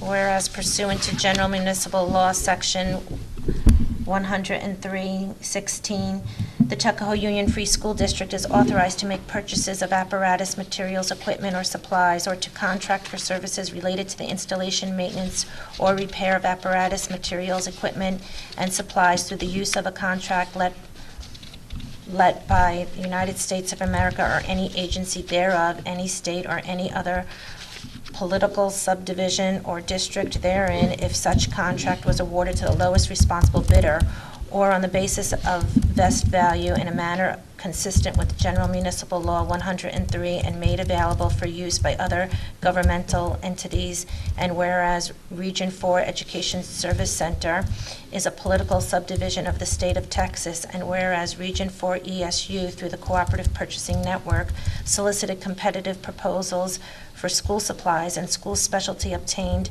the highest score of all proposals received and evaluated. And whereas on December 9th, 2014, Region 4 ESU awarded a contract to School Specialty, among others, which agreement commenced February 1st, 2015, and as a result of an annual renewal of the contract will now expire on January 31st, 2019, unless extended, pursuant to the terms of the agreement for up to 1 additional year. And whereas the agreement Region 4 ESU awarded to School Specialty was made available for use by any state, county, special district, local government, school district, private K-12 school, technical or vocational school, higher education institution, or other government agencies and nonprofit organizations who are members of TCNP, and whereas Tuckahoe Union Free School District is a member of TCPN and purchasing school supplies from School Specialty, and whereas the Board of Education of Tuckahoe Union Free School District believes purchasing school supplies from School Specialty through the agreement between School Specialty and Region 4 ESU is in the best interest of Tuckahoe Union Free School District. Now therefore be it resolved that the Board of Education of Tuckahoe Union Free School District authorizes purchasing school supplies from School Specialty through the agreement between School Specialty and Region 4 ESU for the period through July 1st, 2019, up to a total cost not to exceed $150,000, and authorizes and empowers the Director of Finance and Facilities to take any actions and execute any documents necessary to effectuate purchases of school supplies from School Specialty. Motion? Rob, second. Dodge, discussion? All right, there has to be a simpler way to say that. So you want to just explain, like, I think I know what it is, but people out there are like, what the heck is that? Ms. Lou will explain. Basically, what this agreement proposes is that we piggyback on an agreement that was competitively bid by the state of Texas, awarding school supply contracts to School Specialty, that their prices were the best available prices of that bid. Municipal law allows us to piggyback on other bids if the board approves that. This was crafted by our attorneys, and we're just proposing that to the public as one means of purchasing for our district. Okay. I thought, that we purchased cooperatively through BOCES, and is that not? We do purchase through BOCES, but this is specifically for school supplies and furniture and items and equipment, which we don't typically purchase through BOCES. Okay. So this is not something, because when it says here not to exceed it's $150,000, we are now in the process of looking to purchase furniture and that we did not buy last year, so we don't have that comparison from last year to this year, is that correct? Although we purchase every year, every teacher, every building will purchase school supplies each year, and we increase the amount that not to exceed just if we wanted to include furniture purchases in there as well. Okay. Because they do have furniture as part of their. And that's as budgeted for? Correct. Prepared, okay. Right. Okay. All in favor? Okay, number 10, approve an agreement. Resolve to approve an agreement with Fiscal Advisors and Marketing, Inc. for capital project accounting and state aid services for the period of May 15th, 2018 through June 30th, 2018 at a rate of $195 an hour, July 1st, 2018 through June 30th, 2019 at a rate of $200 an hour, and July 1st, 2019 through June 30th, 2020 at a rate of $205 an hour. Is there a motion? Rob, second. Dodge, discussion? Yeah, maybe if Lee, you could just take a minute and provide some background as to, believe this is related to the capital project, and Maybe just so we can kind of keep everyone aware of the additional expenses that are coming up related to the project. Right, so this is a proposal to provide the district, specifically the business office, with consultant services to properly account for, set up accounting systems, set up storage systems for the accounting records, to understand when we have to file specific documents to the state, mostly related to completion of the project, and this ensures that the district maximizes the state aid that's available on the project. The state has specific guidelines and deadlines and reporting recommendations and requirements that the district has to make sure that they are aware of at all times, and this firm will help us with that process, as well as set up our accounting systems for the project. It's a large project, and we have a very small business office, so I think it makes very good sense to do this. In addition, this will be paid for out of the capital project bond, and it is state aidable. It's fair to say also they have experience working with projects, and they're familiar with the deadlines and how Yes. stuff has to be submitted so that we maximize the state aid that's available to us. This is a firm that's very well-known and very used throughout New York State, and they're specifically for New York State projects and capital projects specifically, and they're come well recommended. Thank you. Okay, and Rob, thank you for asking, because I think you make a very good point that we are going to let the community know every time something comes up for the capital project, that we are watching it very closely and how those funds are being used. So thank you for that. All in favor? Number 11, accept a donation. Whereas the Tuckahoe Union Free School District has been informed of a donation to be made to the district by Mr. and Mrs. Sears, and whereas the district would like to accept such donation in the form of a piano, it is hereby resolved that the district shall accept the donation. Is there a motion?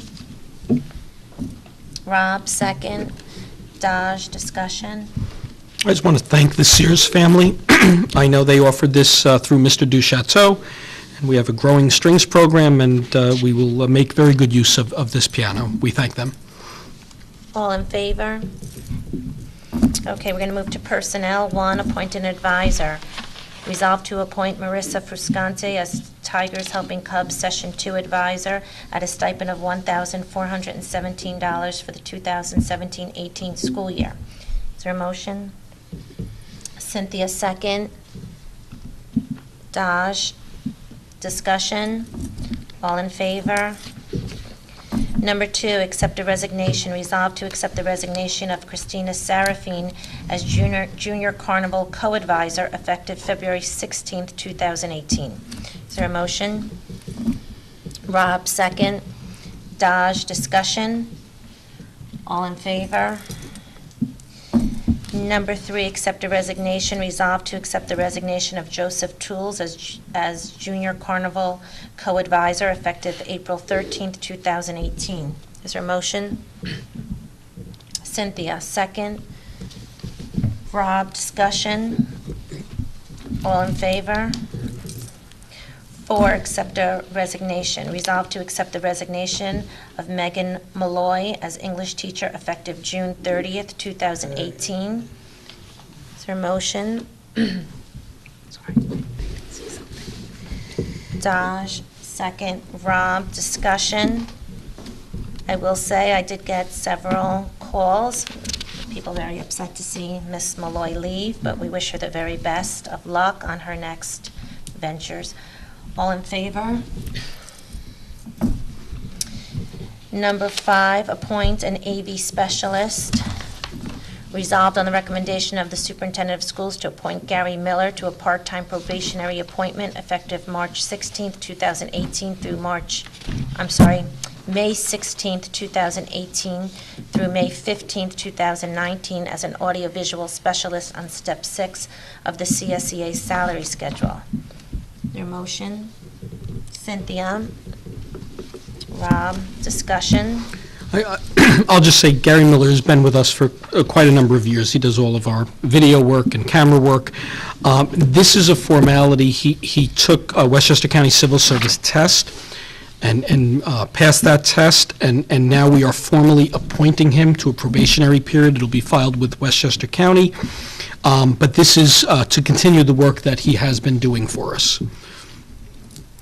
All in favor? Number 6, ESY program.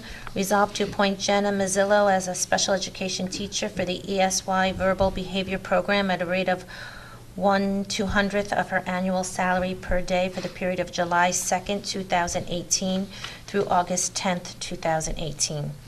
Motion. Rob, second. Dodge, discussion. I think we just said that is the program that was just presented this evening that will run through the summer months.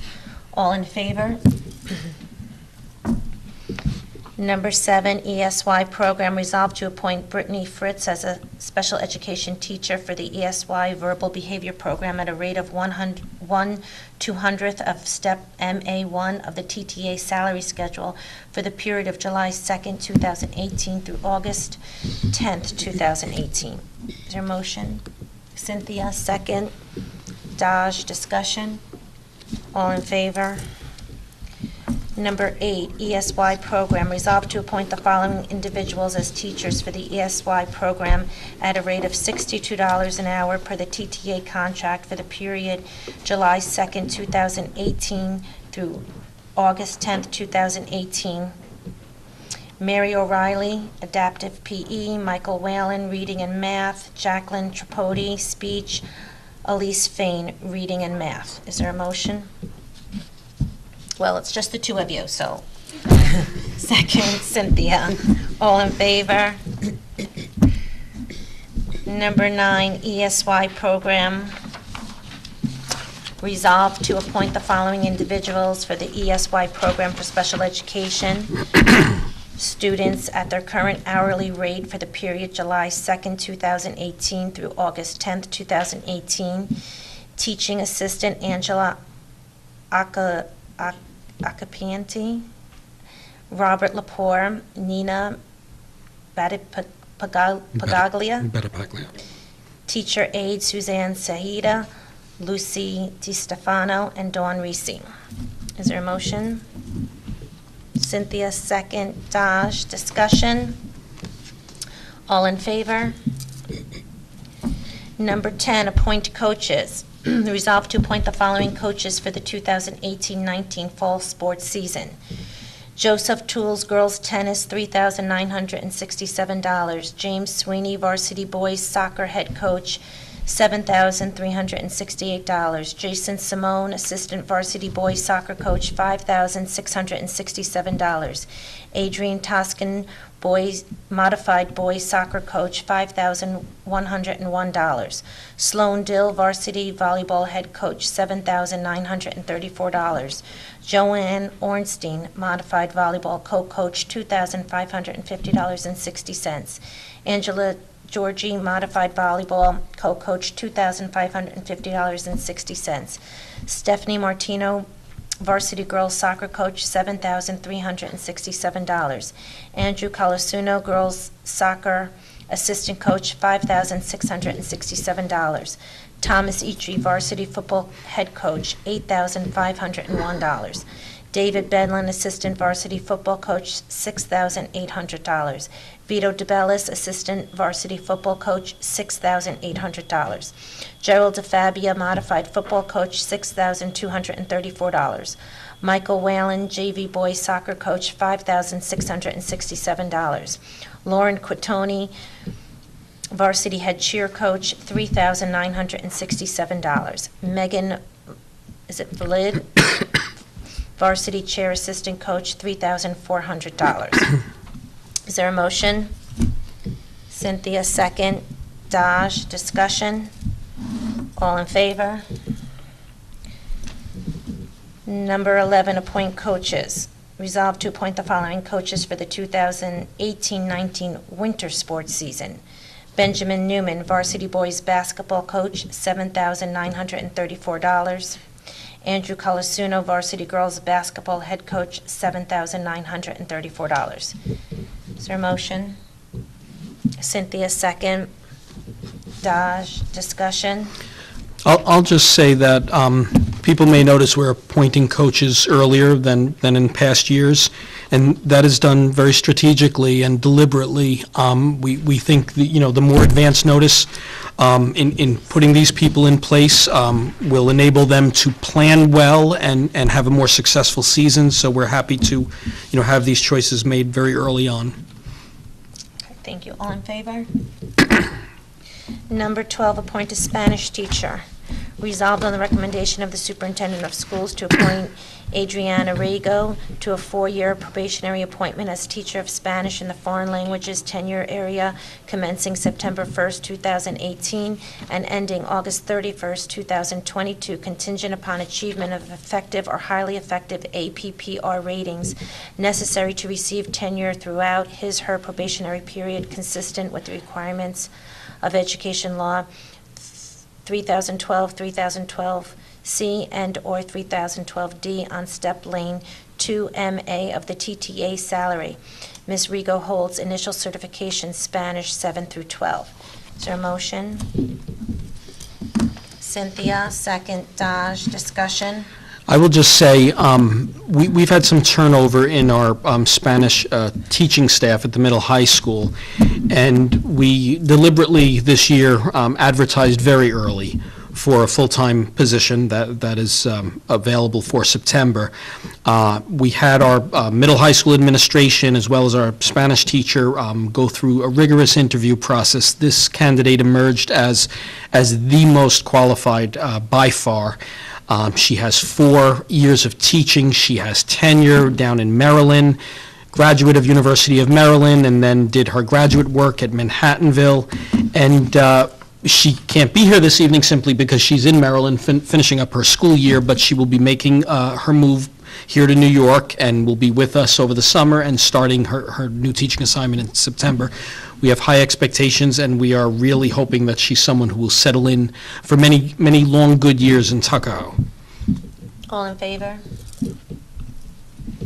Number 13, appointed teacher aide. Resolved on the recommendation of the superintendent of schools to appoint Jason Midler to probationary appointment effective May 21st, 2018 through May 20th, 2019 as a teacher aide at Tuckahoe High School on Step 2 of the CSEA salary schedule.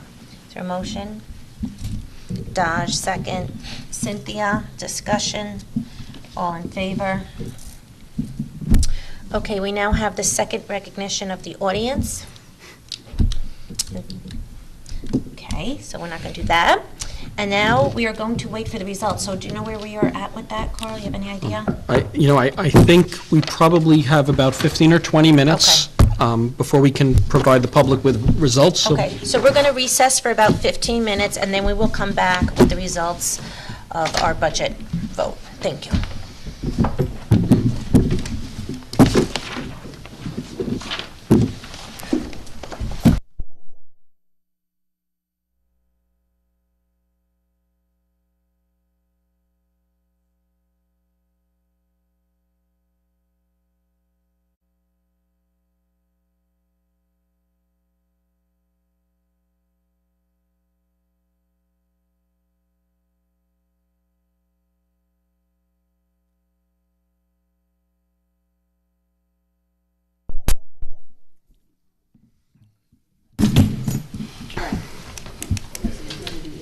Thank you, John.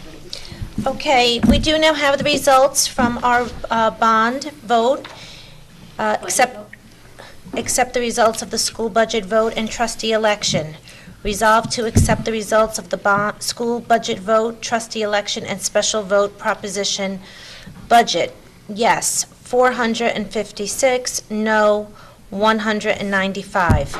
Board of Education, Cynthia Bondi Tate, 469. Is there a motion? Rob, second. Daj, discussion?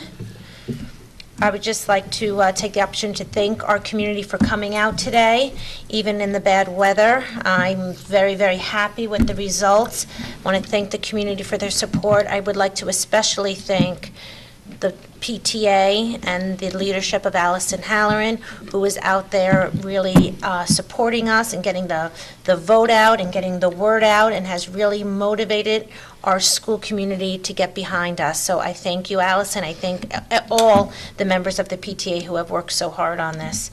All in favor?